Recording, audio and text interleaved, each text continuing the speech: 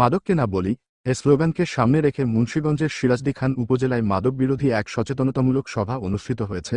বৃহস্পতিবার ৯ এপ্রিল বিকাল ৫টার দিকে উপজেলার বাসাইল ইউনিয়নের গুয়াখোলা বাজারে সিরাজদি খান থানা পুলিশের উদ্যোগে এ সভার আয়োজন করা হয়।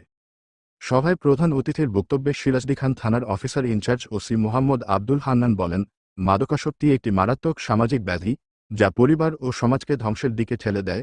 তিনি বলেন, মাদকের কারণে চুরি, ডাকাতি ও ছিনতাইয়ের মতো অপরাধ বৃদ্ধি পায়, যা সামগ্রিকভাবে আইনশৃঙ্খলা পরিস্থিতির অবনতি ঘটায়।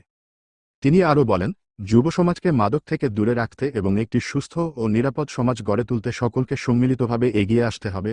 এ সময় উপস্থিত ছিলেন সিরাজদি খান প্রেসক্লাবের সাবেক সভাপতি শামসুজ্জামান পনির, ইমতিয়াজ উদ্দিন বাবুল, ওসি তদন্ত হাবিবুর রহমান, সেকেন্ড এসআই মাসুদ সহ এলাকার গণ্যমান্য ব্যক্তিবর্গ, বিভিন্ন শ্রেণী পেশার মানুষ ও স্থানীয় সাংবাদিকরা।